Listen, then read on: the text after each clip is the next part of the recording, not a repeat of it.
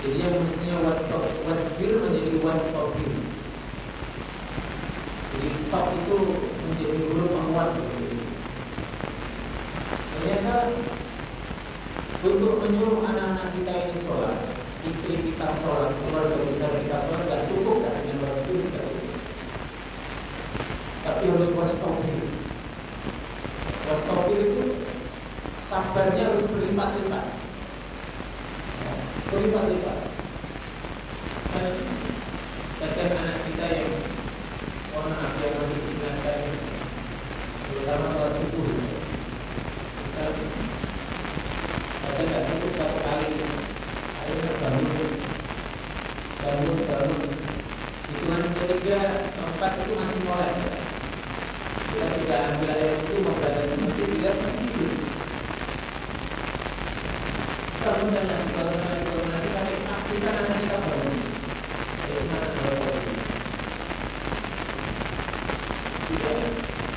Nanti orang tua punya kewajiban untuk mengajarkan anak bagaimana mereka mendapatkan rasa khusyuk dari sholat. Belajar bacaan sholat. Karena sholat itu kan kita ngaku sama Allah, komunikasi sama Allah. Maka kita mengukur bacaannya, mengukur apa maksud itu ada dalam sholat. Sehingga dengan itu kita akan menemukan kesulitan di dalam sholat. Sehingga akhirnya sholat itu jadi sesuatu yang bisa dinikmati, bukan sesuatu yang beban. Karena Nabi itu kalau berada dalam capek, dia ngomong sama dia bilang istirahatkan kami dengan sholat. Waktu itu kalau capek apa ya?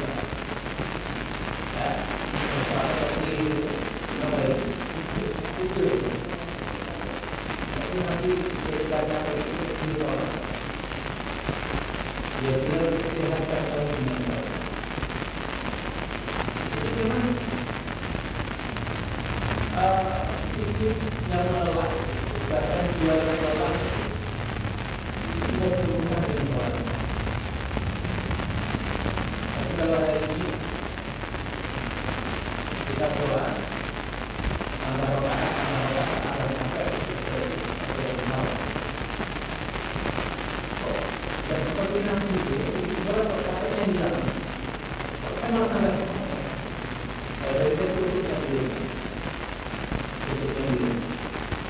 Dan khusus itu dengan dikatakan oleh Allah Subhanahu wa Ta'ala adalah alladzina yadhunnuna annahum mulaqu rabbihim wa annahum ilaihi raji'un. Jadi ingat bahwa kita itu akan kembali kepada Allah. Dan kita ingat bahwa kita ini akan mati. Kita akan mati. Jadi boleh jadi sholat maghrib yang kita lakukan malam hari ini sholat akhir. Maka kalau kita berpikiran ini sholat maghrib yang terakhir, nanti sholat isya itu barangkali yang terakhir, maka kita akan persembahkan sholat terbaik. Sholat terbaik kita pilih seperti itu. Ini mungkin terakhir saya sholat. Dan juga sholat ini adalah sholat yang khusus yang diterima oleh Allah Subhanahu wa Ta'ala. Seperti yang dilakukan oleh Allah Subhanahu wa Ta'ala, sebagaimana kita sampaikan pada pertemuan yang lalu, kita akan membahas tentang as-sabiqun al-awwal, dan kita bahas tentang 10 sahabat Nabi yang menjadi masuk surga. Ini adalah orang terakhir, sahabat terakhir yang kita bahas di situ, sahabat yang menjadi masuk surga yaitu Umar bin Khattab. Meskipun Umar ini nanti masuk Islamnya di tahun 6 Kenabian. Jadi ada episode bisa yang kita lewati, karena kita belum tahu ini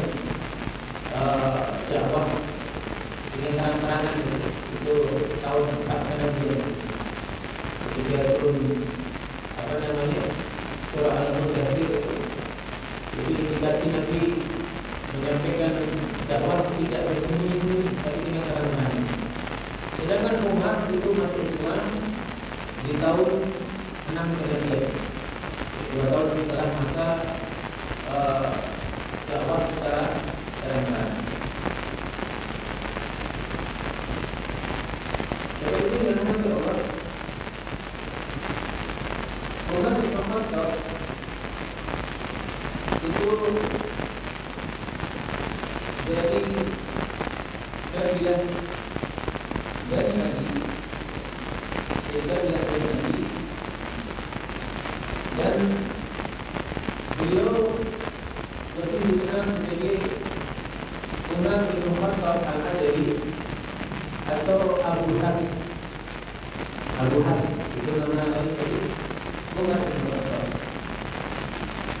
Nasab beliau Umar bin Khattab bin Nufail bin Abdul Uzza bin Ubad bin Khalid bin Razak bin Adi bin Ka'ab bin Lu'ay Al-Adawi.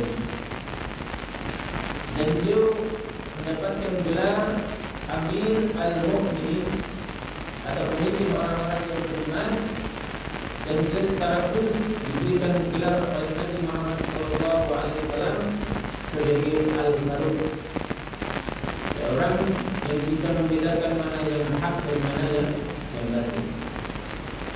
Dan dalam kisah keislaman Umar bin Khattab ada dua versi.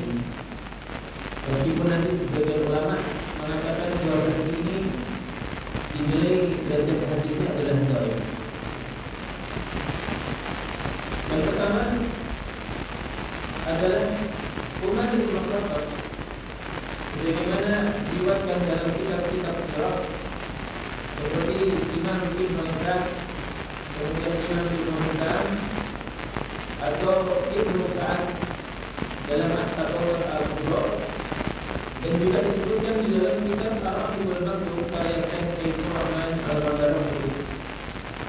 Dikisahkan bahwa sebelum memeluk Islam, Umar ini dikenal sebagai salah satu pemuka Quraisy yang paling keras permusuhannya terhadap Islam, yang memiliki fisik yang sangat kuat, berwatak keras, dan orang yang punya wibawa, sehingga beliau adalah orang yang sangat ditakuti di dalam. Sebagai contoh bagaimana kerasnya Umar, jadi nanti ketika Mekah sudah mulai tidak kondusif, banyak orang-orang yang disiksa, bahkan sebagian nanti menjadi syahid. Bagaimana keluarga Yasir, ya, itu mereka sahih, sampai kemudian Allah menurunkan surah Al-Kahfi yang itu menjadi inspirasi Nabi untuk hijrah. Dan Nabi memilih negeri hijrahnya adalah negeri Habasah atau Ethiopia. Maka Umar ini adalah orang yang paling menonjol yang menghalang-halangi sahabat Nabi hijrah. Kalau sudah ketemu sama Umar, susah luar biasa. Suatu hari Umar bin Khattab sebagaimana kebiasaan beliau berkeliling mencari ikhwal tentang hijrahnya para sahabat Nabi. Kemudian beliau melewati rumahnya Ummu Habibah atau Ramlah, itu putri dari Abu Sufyan yang masuk Islam di awal dakwah Nabi Muhammad SAW. Itu termasuk orang yang hijrah. Umar melewati rumahnya dan beliau menemukan Ummu Habibah dalam keadaan mempersiapkan bekalnya untuk hijrah. Ummu Habibah ketakutan, tapi sesuatu yang tidak begini, Umar kemudian mengatakan, hendak kemana kamu wahai Ummu Habibah? Kami tidak hijrah. Kami sudah tidak tahan dengan perlakuan kalian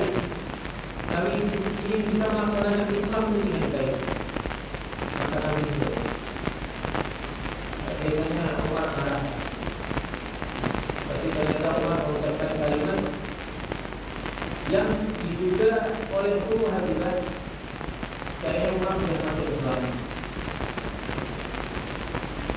Maka Umar mengucapkan kalimat, semoga Allah merahmatimu, semoga Allah memberkahimu wahai Ummu Habibah. Itu kalimat Umar. Maka perkataan Umar ini diceritakan kepada suaminya. Suaminya itu baru keluar mengajar. Suaminya namanya Ubaidillah bin Jahsh.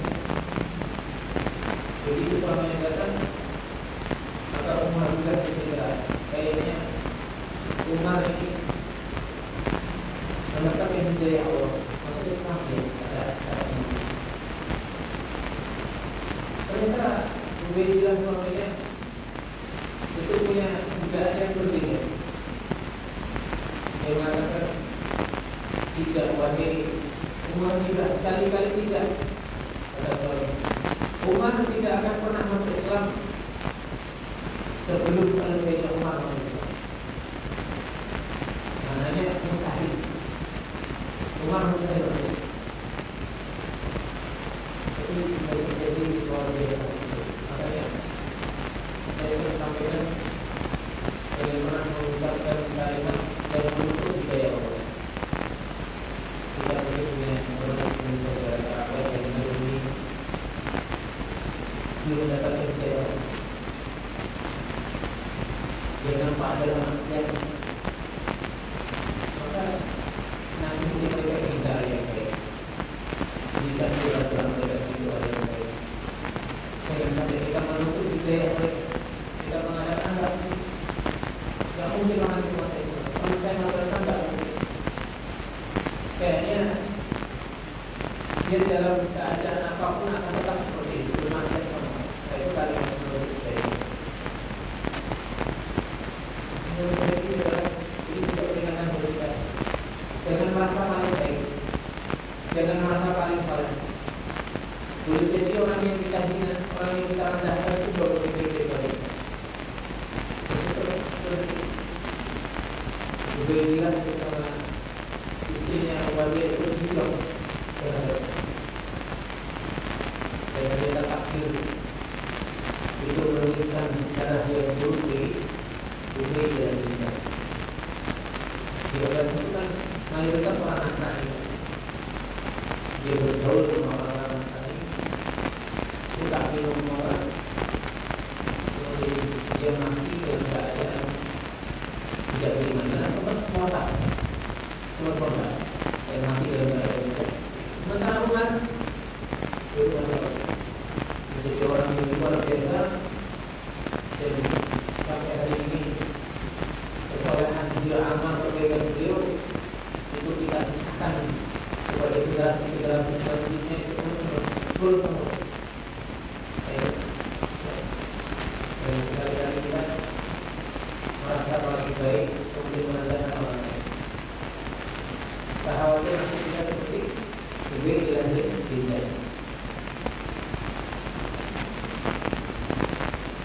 Rasul Sallallahu Alaihi Wasallam, Rasul mengajarkan kita sebelum apapun seseorang itu, kita harus melihat bahwa orang itu punya potensi besar, punya potensi jadi orang baik.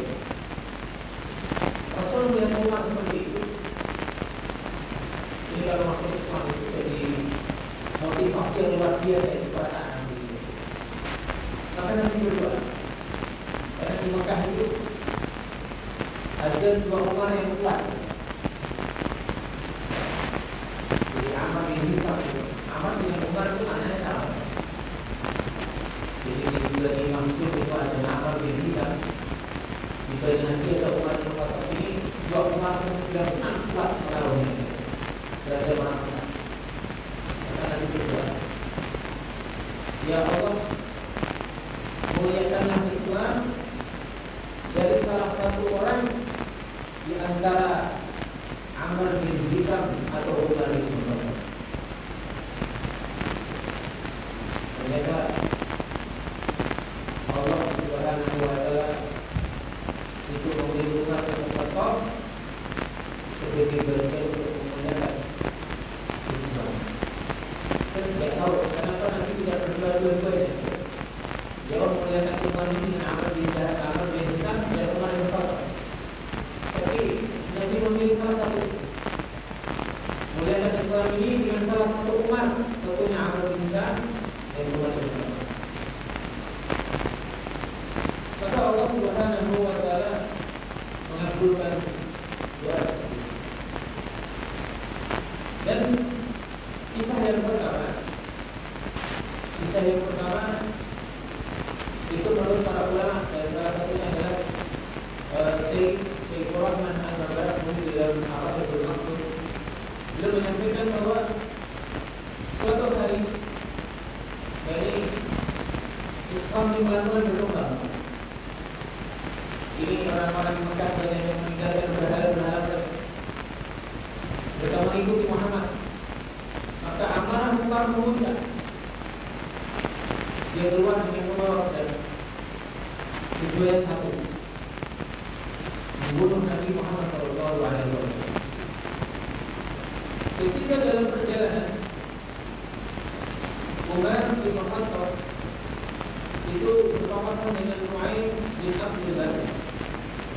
Ini disebut sebagai orang berasal dari Bani Sufrah. Bani Sufrah itu suku dengan Sa'ad bin Mu'adh.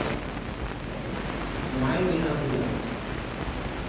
Melihat di belakang Umar seperti itu, maka Nu'aim bertanya, "Hendak kemana engkau, wahai Umar?" Umar mengatakan, "Saya akan membunuh Muhammad. Saya akan membunuh Muhammad." Ternyata Nu'aim bin Abdullah ini dikisahkan bahwa beliau itu sudah masuk Islam, tapi masuk Islamnya secara sembunyi-sembunyi dan Umar tidak tahu keislaman Nu'aim bin Abdullah. Karena Nu'aim ini ingin mengalihkan perhatian Umar agar dia menghentikan langkahnya untuk membunuh Nabi Muhammad SAW. Nu'aim kemudian berkata, "Ya Umar, tidakkah lebih baik engkau mengurus keluargamu sendiri?" Umar mengatakan, "Apa yang terjadi dengan keluarga? Apakah kamu tidak tahu bahwa adikmu perempuan Fatimah bin Khattab dan suaminya Sa'id bin Zaid yang kita kisahkan dua pertemuan yang lalu, Sa'id bin Zaid ini adik iparnya Umar bin Khattab. Adikmu Fatimah dan suaminya Sa'id bin Zaid itu telah mengikuti agamanya Muhammad. Kenapa kau tidak selesaikan urusan dengan keluarga suku kaum Muhammad? Langsung dari arah.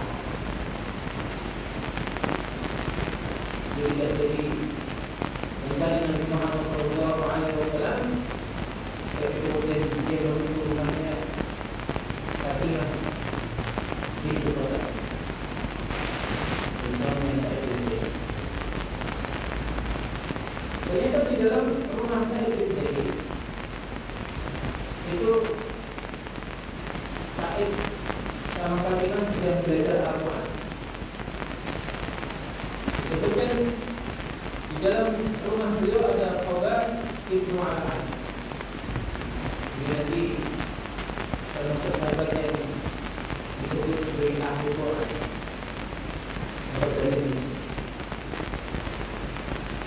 Di dalam mereka membaca lembaran-lembaran ayat Al-Quran, tiba-tiba datanglah Umar bin Khattab dan menggedor pintu mereka. Dan dia mendapati Fatimah itu kalau sedang memegang lembaran-lembaran mushaf Al-Quran. Maka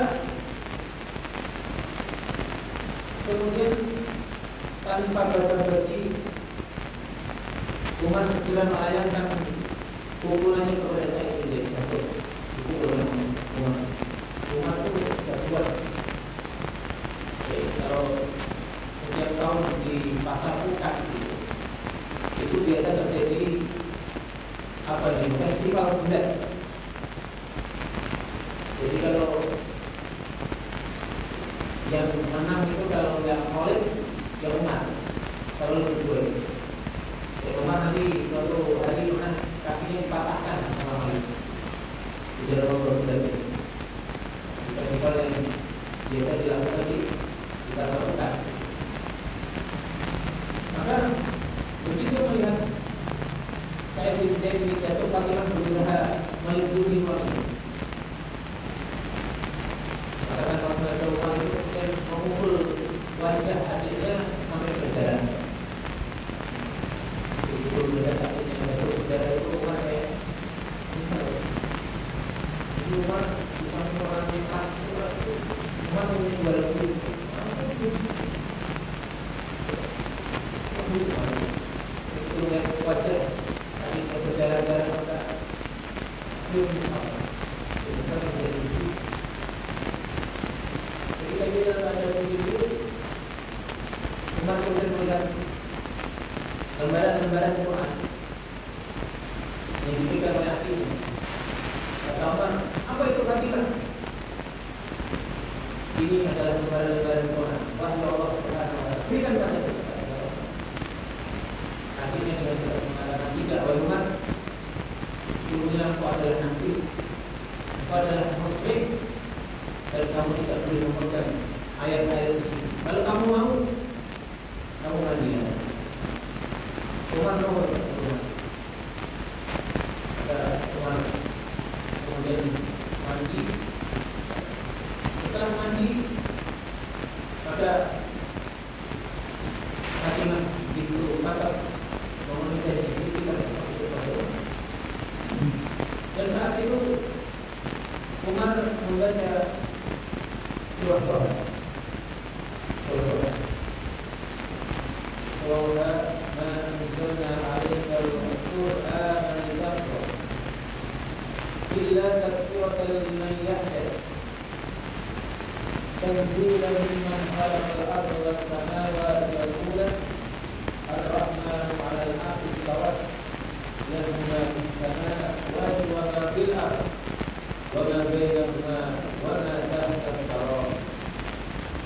Dibaca terus sampai bertemu dengan ayat Tuhan yang terbatas. Innani ana Allah la ilaha illa ana fa'buduni wa aqimus shalah. Sungguh aku ini adalah Allah, tidak ada Tuhan selain aku, maka sembahlah aku dan laksanakan sholat untuk mengingat. Tuhan berhasil bergetar tangannya, kemudian beliau tunduk dalam keadaan lemas. Umar berkata, ini bukan tulisan manusia, ini bukan saya. Dan yang membuat kalimat ini adalah zat yang istimewa. Maka mendengar kalimat itu kotak dari sembunyi tidak masuk ke dalam ruangan yang saya berdiri. Jadi Umar membaca surat Tuhan itu beliau keluar. Kemudian dengan berinya air mata kotak mengatakan, wahai Umar, wahai Fatimah, wahai saya, aku pernah mendengar curhatan Nabi Muhammad SAW, dan ini adalah kabar gembira buat kalian. Doa pernah berdoa, ya Allah, muliakanlah Islam ini dengan salah satu dari dua orang, Amr bin Hizam atau Umar. Dan hari ini Allah telah memilihmu wahai Umar menjadi bagian dari orang yang memuliakan Islam. Umar kemudian mengatakan, wahai Umar, di manakah aku bisa bertemu dengan Rasulullah SAW? Umar mengatakan, temulah Nabi di Bani Arqam, di rumahnya Arqam di Nabi Arqam. Di rumahnya Arqam di Nabi Arqam itu hari ini berada di dekat sofa. Di dekat saat itu sofa mana? Rumahnya Arqam di Nabi Arqam itu dekat dengan sofa. tinggalnya kabilah Bani Mansur, kabilahnya Abu Jahal. Jadi seorang Nabi itu bikin markas, yang markasnya itu justru dekat dengan musuh di saat beliau Abu Jahal. Ada sekarang luar biasa. Kenapa begitu? Ya, ini kalau ini sebagai strategi anti mainstream. Biasanya kan orang yang markas itu kan yang aman dari musuh, tapi justru Nabi itu mendekatkan markasnya dekat markasnya juga. Itu menurut Nabi, kalau markas seperti itu tidak membuat musuh curiga, tidak mungkin curiga. Itu baru tidak ada di Muhammad. Maka orang segera mendatangi rumahnya Arqam bin Abi Arqam. Ya, disitulah para sahabat Nabi Muhammad SAW itu sedang ngaji sama Nabi. Jadi rumahnya Arqam bin Abi Arqam itu universitas Nabi pertama di Kota Mekah. Disitulah Nabi membimbing para sahabat belajar ngaji, belajar tentang Al-Quran, belajar tentang tasbihun nafs, membersihkan jiwa. Maka di tengah-tengah mereka dalam keadaan tahlil itu cukup.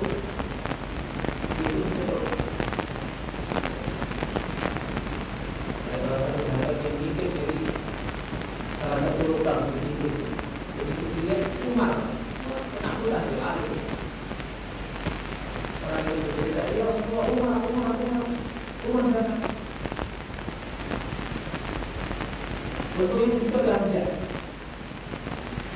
Hamzah itu luar biasa. Singa pada masuk.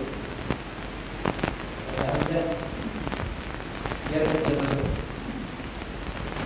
Kalau dia datang dengan maksud yang baik, maka kita akan lebih baik. Kalau dia datang dengan maksud yang jahat, maka saya akan membunuh dia dengan pedangnya dia sendiri.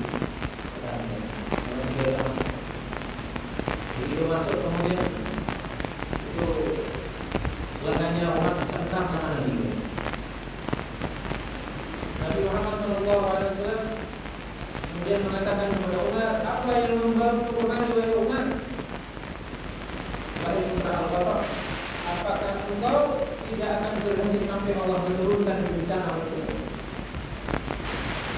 Kalau masuk Islam, kalau kamu tetap kafir, tapi Allah akan memberikan bencana untukmu.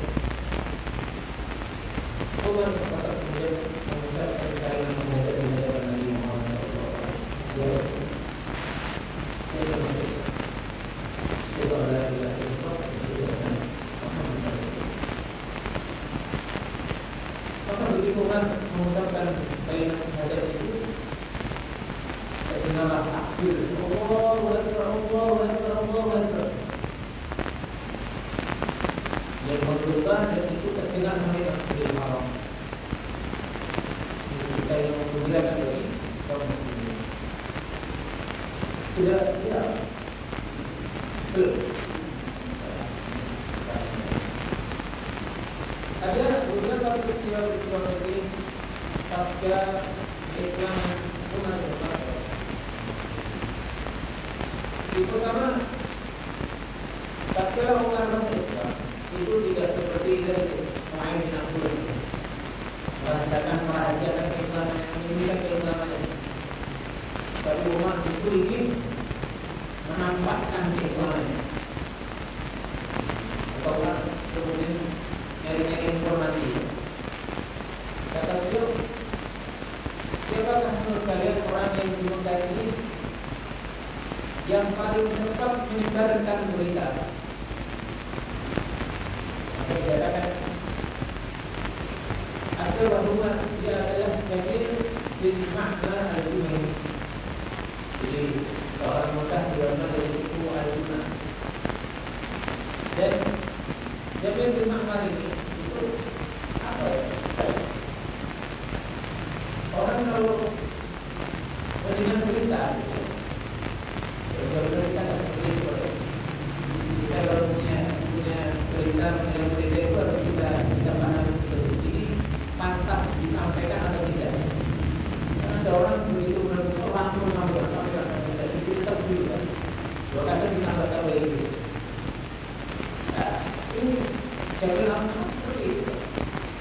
secara bidang kita ya sampaikan gitu. Itu dalam rentang sebentar kurang maka sudah mendengar semua bilik.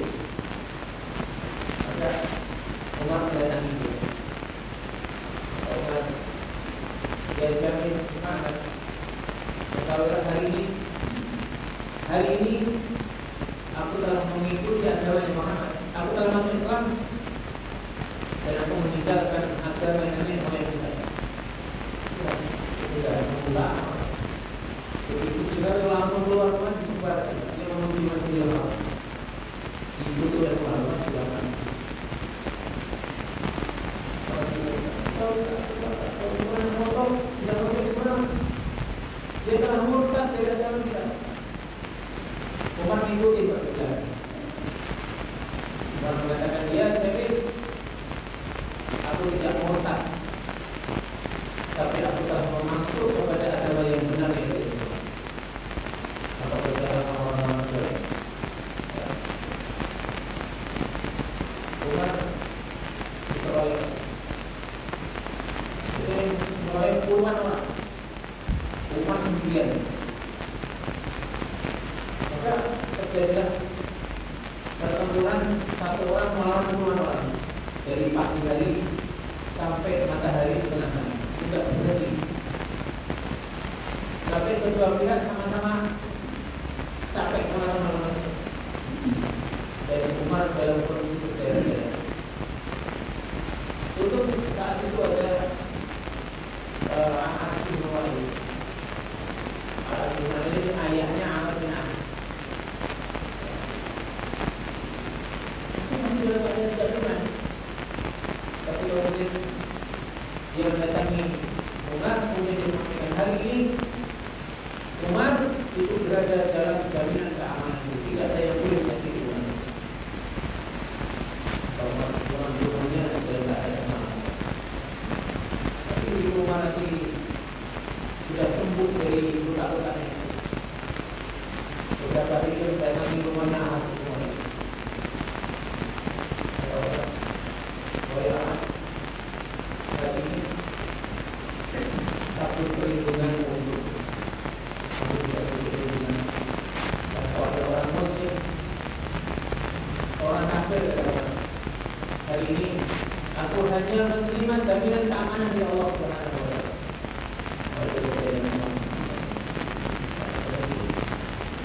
Salah satu kenapa nak ibu meninggalkan Islam dengan cara terang-terangan itu izin yang mana? Izin yang mana? Tidak ada Nabi Rasulullah bukankah Islam yang benar, agama yang hak? Kenapa anda harus sembunyi? Ayo tunjukkan Islam. Karena Umar lah yang pertama kali mengajak muslimin itu sholat terang-terangan di depan Ka'bah. Dan Umar ini nanti membuat orang-orang Quraisy setelah nanti Abu Thalib meninggal dunia itu punya keberanian untuk menyakiti Nabi Muhammad SAW karena keberanian orang-orang yang itu dimotivasi oleh Umar. Itu awal mula Umar masuk Islam dengan satu pendapat dan pendapat yang lain tentang bagaimana Islam. Mudah-mudahan apa yang kita sudah ini bermanfaat. Mohon maaf